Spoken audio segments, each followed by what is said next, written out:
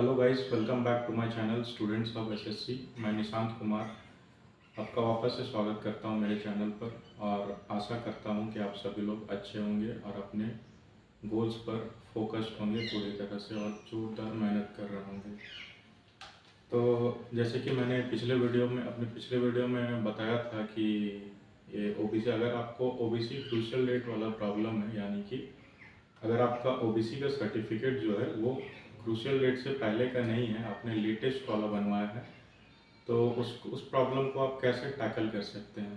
तो उसके लिए आप एक बात याद रखो कि दो चीज़ होता है। एक तो कि आपको जो सर्टिफिकेट ओबीसी का सर्टिफिकेट है वो बैक डेट में नहीं बनवाना, बैक डेट का बनवाना, दोनों में बहुत डिफरेंस होता है। बैक डेट में बनवाने का मतलब होता है कि आपका जो सर्टिफिकेट है, जो डेट ऑफ इशू रहता है वो क्रूशियल डेट से पहले का होना चाहिए, जो कि लीगली पॉसिबल नहीं है। इलीगल तरीके से आप करवा सकते हो, लेकिन वो आप पकड़ा जाओगे पक्का फ्रॉड में, और फिर वो बहुत अलग से बहुत ख़राब टाइप का केस हो जाएगा। लेकिन बैक डेट का यानी कि आप किसी एक पर्टिकुलर पीरियड में भी ओबीसी के नॉन क्रीमी लेयर में आते थे, उसका प्रूफ आप बनवा सकते हो। सर्टिफिकेट भी नहीं बनवा सकते हो, वो एक तरह का प्रूफ आप लिखवा के जो प्रोसेस है, जो कंसर्न अथॉरिटीज़ है जिनके पास पावर है इशू करने का, वो लिख के दे सकते हैं और वो एक्सेप्टेबल है पूरी तरह से एसएससी में। जैसे कि आपने मेरे केस में भी देखा होगा कि मैं अपना डीबी उसी बेसिस पे क्लियर करवाया हूँ। तो अभी मेरा अटेस्टेशन फॉर्म भी 20 दिसंबर को आ चुका है। 20 दिसंबर को मैंने रिसीव कर लिया अपना अटेस्टेशन फॉर्म, यानी कि मेरा डीबी जो था क्लियर हो चुका है पूरी तरह से। तो आप भी अगर ऐसे प्रॉब्लम को फेस कर रहे हो तो आप भी ये करवा सकते हो। तो उसका प्रोसेस के बारे में थोड़ा सा इस वीडियो में हम लोग बात करेंगे कि कैसे आप लोग वो प्रूफ ला सकते हो ओबीसी नॉन क्रीमी लेयर में होने का। तो उसके लिए आप पहले अच्छे से प्रोसेस समझ लो कि वो जो होता है वो आपको आरओ लेवल, यानी कि जो आपका रेवेन्यू ऑफिसर है, और ये रेवेन्यू ऑफिसर हो गया और ये सर्कल ऑफिसर हो गया, सीओ जिन्हें कहते हैं, वो ब्लॉक ऑफिस में बैठते हैं।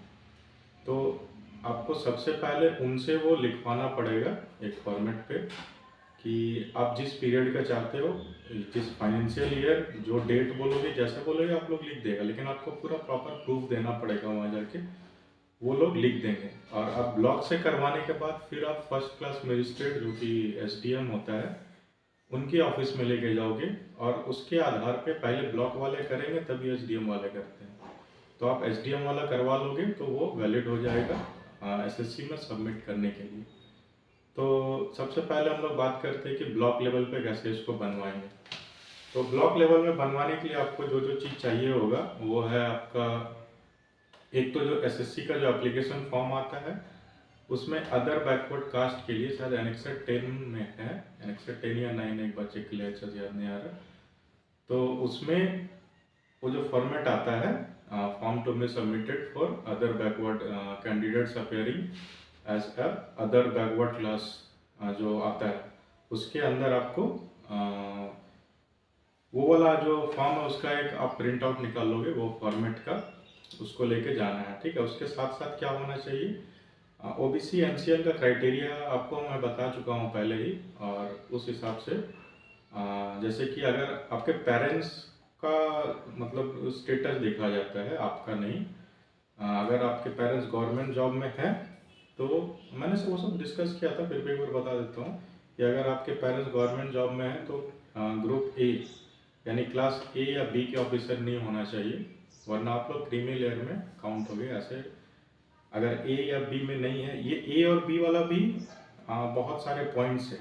वो जो एनसीबीसी के वेबसाइट पे क्रीमी लेयर का क्राइटेरिया वाला जो है पीडीएफ वो मैं डाल दूंगा, उसको भी आपको रखना है साथ में, कि क्योंकि कहीं कहीं जो ये ब्लॉक ऑफिस में है ये नहीं लिखते हैं, नहीं लिखना चाहते हैं, तो आपको उनसे पोलाइटली रिक्वेस्ट करना होगा और आपको प्रूफ देना पड़ेगा कि हाँ मैं, सर देखिए ये ऐसा एनसीबीसी के वेबसाइट पे दिया है, क्रीमी लेयर होने का क्राइटेरिया ये सारा है, मैं सारे को फुलफिल करता हूँ और मैं प्रूफ भी देने के लिए तैयार हूँ उस पीरियड का। तो उस अकॉर्डिंग आप ऐसे चाहे तो लिख सकते हैं। तो आप रिक्वेस्ट करोगे तो वो लिख देंगे अच्छे से। बहुत जगह उनको खुद पता होता है, वो खुद से लिख देंगे, लेकिन कहीं कहीं थोड़ा सा होता है, तो वहाँ पे आप ये सारा प्रूफ दे सकते हो। तो सबसे पहला चीज़ तो जिनको पता है, जिन सर्कल ऑफिसर या रेवेन्यू ऑफिसर को पता है, वो डायरेक्ट आपसे पूछेंगे कि आपके जो पेरेंट्स है वो क्लास ए या क्लास बी के कोई ऑफिसर तो नहीं है, तो आपका नहीं होना चाहिए, वरना तो आप क्रिमिनल में आ जाओगे। तो बोलोगे हाँ। उसके बाद सैलरी नहीं देखा जाता गवर्नमेंट एम्प्लॉय का। जो इनकम होता है वो 8 लाख से कम होना चाहिए। वो है प्राइवेट सेक्टर के या फिर अपना जो बिजनेस वगैरह है उनके लिए है। गवर्नमेंट जॉब में जो है उनके लिए ये 8 लाख वाला क्राइटेरिया नहीं फॉलो होता है, क्योंकि इनकम में सैलरीज को नहीं काउंट करना है। वो भी वही वो जो क्राइटेरिया है उस पर लिखा हुआ है वो सारा चीज़। मैं डाल दूंगा उसका टेलीग्राम पे, आप उसका एक कॉपी ले लेना या देख लेना, तो उसमें आपको मिल जाएगा। मैंने ऐसे पहले वीडियो में ये सारा चीज़ अच्छे से डिटेल में एक्सप्लेन किया है। तो अगर आपके पेरेंट्स जो है वो अगर गवर्नमेंट एम्प्लॉय है तो बहुत आसान हो जाता है बनाना, और अगर नहीं है तो थोड़ा सा प्रॉब्लम हो सकता है, लेकिन वो भी हो जाए, कोई दिक्कत नहीं। तो गवर्नमेंट एम्प्लॉय अगर मैं मान, क्योंकि मेरे पापा जो है वो गवर्नमेंट एम्प्लॉय है, इंडियन रेलवेज में है, तो मैं उसके अकॉर्डिंग बताऊंगा। तो अगर आपके पेरेंट्स गवर्नमेंट एम्प्लॉय है तो आपको क्या क्या चाहिए। एक तो पहले आप वो एनसीबीसी वाला वेबसाइट पे जो है उससे जो मैं पीडीएफ डालूंगा वो आप एक प्रूफ लेके जाओगे। और उसके बाद अपने पेरेंट्स का, जो अगर मम्मी पापा दोनों हैं तो दोनों का आई कार्ड, जो एम्प्लॉय जो आईडी होता है जहाँ जॉब करते हो वहाँ आई कार्ड मिलता होगा, वो लेके जाना है। वो एज ए प्रूफ होगा कि आपके जो अर्निंग पेरेंट्स है वो ग्रुप ए या बी के एम्प्लॉय नहीं है, ठीक है। उसके बाद कहीं कहीं वो सैलरी स्लिप भी खोजते हैं, ठीक है, क्योंकि ऐसे तो अगर 8 लाख से ज़्यादा है तो आप वो रूल दिखा सकते हो, लेकिन अगर 8 लाख से कम है तो आप सैलरी स्लिप दे दो, क्या दिक्कत है। या फिर इनकम टैक्स को पे करते हो ना, इनकम टैक्स रिटर्न का जो पीरियड का आप बनवाना चाहते हो, जैसे अगर आप फाइनेंशियल ईयर 22-23 का बनवाना चाहते हो तो आप उस पीरियड का इनकम टैक्स रिटर्न का जो एक्नॉलेजमेंट होता है ना, रिसिप्ट जो होता है, वो आप लेके चले जाओ, ठीक है। वो एज ए प्रूफ हो जाएगा, वहाँ पे लिखे रहता है कि इतना इनकम था, तो वो एज ए प्रूफ हो जाता है इनकम का, ठीक। एक आई कार्ड हो गया, एक इनकम का प्रूफ हो गया। उसके बाद एक एप्लीकेशन लिखना पड़ता है आपको, कि पहले वो सीओ को लिखोगे आप एप्लीकेशन कि जो आपका जॉब हुआ उसके लिए आपको ऐसा ज़रूरत है, तो आपके पास उस पीरियड का है नहीं, तो कृपा करके उसको देने का कष्ट करें, जैसा भी लिख देना। तो एक एप्लीकेशन लिख दोगे, फिर वो उसके नीचे आप अपना एक आधार कार्ड डालोगे, आधार कार्ड का कॉपी डालोगे जेरॉक्स करवा के, फिर वो एसएससी वाला फॉर्मेट डालोगे, फिल करके सारा चीज़ फिल कर देना है। और बस वो नीचे में जो साइड में जगह होता है, मैंने डाला हुआ अपना वाला, वहाँ देख लेना जैसे लिखा जाता है, वहाँ पे वो लिख देंगे उस पीरियड का।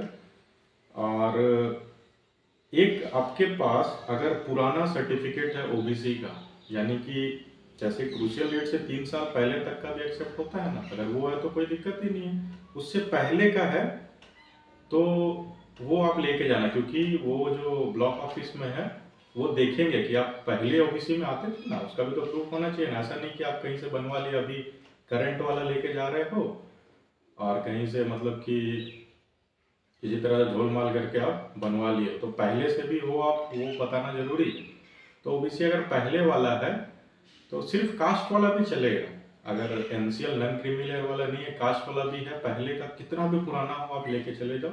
एक करंट वाला लेके जाना, जो आपने अभी अभी बनवाया होगा करंट वाला, तो ओबीसी आपने बनवाई होगा, वो लेके जाना, दोनों होना चाहिए, ठीक है। वो दोनों देखेंगे, उससे वो क्या डिसाइड करेंगे कि आपका जो कास्ट है वो सेंट्रल गवर्नमेंट के वेबसाइट पे मेंशन है, जो कास्ट सारा ओबीसी वाला जितना भी कास्ट है वो सेंट्रल लिस्ट में होना चाहिए। तो पहले भी था और अभी भी है, वो कास्ट पहले चेक करेंगे, फिर होता है नॉन क्रीमिलियर में हो या नहीं, वो तो आपके पेरेंट्स के ये जो क्लास ऑफ सर्विस है, जिस क्लास में वो जॉब कर रहे हैं, यानी ग्रुप सी हो ग्रुप डी हो, उसको देखकर नॉन क्रीमिलियर फिक्स करते हैं, ठीक है। वो भी डायरेक्ट नहीं लिखेंगे, पहले एक आरओ होता है, फिर उनके नीचे आर एस होता है रेवेन्यू स्टाफ, वो एक रिपोर्ट बनाता है, ठीक है।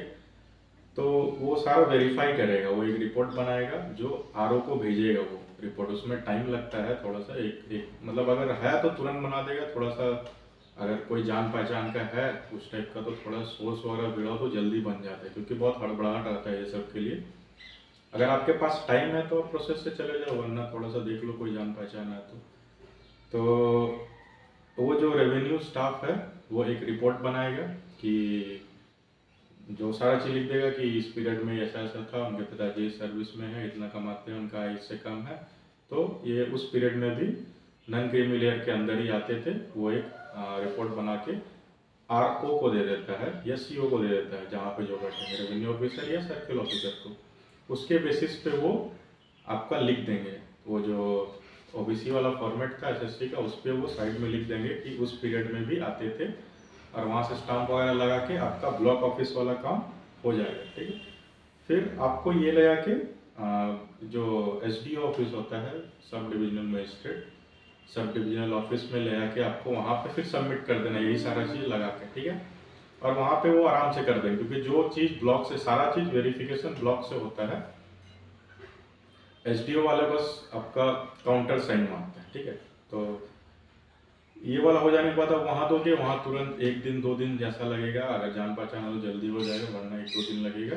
तो वो बना के दे देंगे, एसडीओ ऑफिस का भी स्टाम्प लगा देंगे। उसके बाद ये पूरा तरह से एक्सेप्टेबल है, आपको कोई प्रॉब्लम नहीं होगा एसएससी में। ये पूरा प्रॉपर प्रूफ है आपका नॉन क्रीमी लेयर में होने का, तो उसमें डरने वाली कोई बात नहीं है, आराम से एक्सेप्ट करेंगे एसएससी वाले में। तो इस तरह से आप चाहो तो अपना जो ये ओबीसी वाला है इसको पूरा कर सकते हो। और मैंने खुद किया है अपना, मेरा प्रॉब्लम खुद सॉल्व किया है। मैंने बता भी दिया, अटेस्टेशन फॉर्म 20 तारीख को आ गया है, और उसी के प्रोसेस में थोड़ा सा मैं बिजी था, इसलिए वीडियो ये वाला आने में लेट हो गया है। उसमें आपको पता ही हो, अटेस्टेशन फॉर्म आने के बाद उसमें कैरेक्टर सर्टिफिकेट वगैरह होता है, मेडिकल वाला सर्टिफिकेट होता है, वो सारा करवाना पड़ता है, तो वो सब मैं करवा रहा था। अब सब चीज़ कंप्लीट हो गया है, मैं भी जल्दी ही जाके, हम लोग को ऐसे 5 तारीख तक का डेट दिया, 5 जनवरी तक का सबमिट करने के लिए। तो हो जाने के बाद मैं जल्दी जाके वो सारा कुछ सबमिट कर दूंगा। उसके बाद फिर आगे का प्रोसेस जो होगा वो डिपार्टमेंट वाले करेंगे। तो अगर हमको लगता है शायद सारा चीज़ बता ही दी है इससे रिलेटेड, और तो कोई डाउट नहीं होना चाहिए। इस तरह से आप वो वाला जो ओबीसी वाला है उसको सॉल्व कर सकते हो। अगर और कोई आपको डाउट होगा तो कमेंट करना, और टेलीग्राम ग्रुप में भी आप ज्वाइन करके पूछ सकते हो वहाँ पर डाउट। इसमें जी जितना भी जो डॉक्यूमेंट्स का पीडीएफ है, सारा चीज़ मैं टेलीग्राम वाले लिंक पे जो जो आपको ज़रूरत पड़ेगा मैं डाल दूँगा, वहाँ से आप ले सकते हो। और इसके बाद भी अगर कोई डाउट हो तो आप कमेंट करो और पूछो मुझसे, मैं आपका हेल्प करने के लिए हमेशा रेडी हूँ। तो इस वीडियो को फिर यहीं ख़त्म करते हैं। जो प्रॉब्लम था उसके बारे में तो मैंने बता ही दिया, और नेक्स्ट वीडियो में अगर आप चाहोगे तो ये अटेस्टेशन फॉर्म वगैरह कैसे फिल करना है, कैरेक्टर सर्टिफिकेट कहाँ से बनवाना है, कौन से ऑफिसर से बनवाना है, मेडिकल आप कैसे बनवाओगे, किन डॉक्टर से बनवा सकते हो, कौन सा अथॉरिटी बना सकते हैं, ये सारा चीज़ मैं एक और वीडियो बना के डाल दूँगा जल्दी ही। तो ठीक है, आज इतना ही रखते हैं इसके लिए। और आप लोगों को सारा डाउट क्लियर हो ही जाना चाहिए। अगर नहीं हुआ हो तो मेरे से एक बार कांटेक्ट कीजिएगा, कमेंट्स में पूछ लीजिएगा। तो इस वीडियो को यहीं पे ख़त्म करते हैं। Thank you.